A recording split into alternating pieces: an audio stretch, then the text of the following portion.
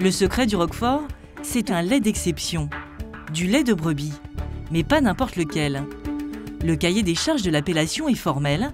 Les producteurs doivent élever uniquement les brebis de race Lacaune, les championnes de la matière grasse.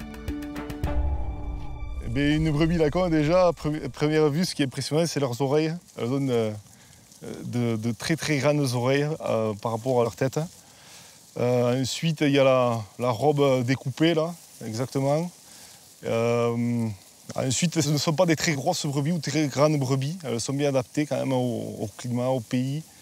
De mars à novembre, les brebis doivent manger exclusivement de l'herbe. Nous sommes obligés de les mettre au pâturage. C'est écrit dans le cahier des charges de notre AOP Roquefort. Donc nous avons obligation. Et puis ça leur permet aussi à elles de sortir, d'aller prendre le soleil. Donc c'est bien pour tout le monde. Champion, viens ici! Fabien produit du lait pour Delphine Carle. Cette patronne de fromagerie fabrique un Roquefort très renommé. Bonjour. Bonjour. Alors, ça va? Très bien, oui, vous aussi? Ouais. Ce troupeau. Oui, ce troupeau. Les filles vont bien. Ça va, ouais. Elles se plaisent avec ce tanêtre d'or là. Ah, oui. Elle surveille de près le travail de Fabien. On collecte le lait tous les matins. Le laitier va passer de ferme en ferme pour collecter. Et donc, le but, c'est d'avoir le lait le plus frais possible, avec des brebis qui sont super bien menées pour avoir vraiment un lait de qualité, parce que c'est la base. Voilà. On ne peut pas faire un Roquefort de qualité si on n'a pas un lait de qualité. Fabien vend son lait 1 € le litre, 3 fois plus cher qu'un lait de vache standard. Les coûts de production sont élevés. Le cahier des charges est très strict avec le respect du bien-être animal. Il faut une bergerie bien climatisée avec 1,2 m² par brebis. Donc l'aération convenable, luminosité. Les aliments achetés à l'extérieur, il faut qu'ils soient sans OGM.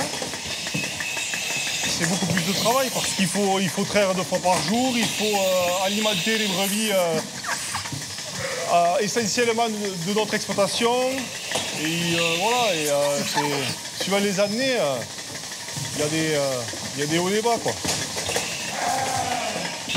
Le Roquefort rapporte chaque année 650 millions d'euros de chiffre d'affaires aux 7 fabricants de la région. Leur précieux fromage, les habitants du village de Roquefort le défendent depuis des siècles. Dès Charles VI, ils réclament au roi l'interdiction d'en fabriquer à l'extérieur du village. Car à l'époque, tout le monde sait déjà que ce fromage vaut de l'or. Toutes ces chartes, c'était la défense du Roquefort. C'était la défense de leur gagne-pain. D'ailleurs, dans les chartes, c'est mentionné, c'est un pays où ne pousse ni blé ni cèpe de vigne. Donc, ils n'avaient que ce produit, le Roquefort. C'était leur seule façon de survivre.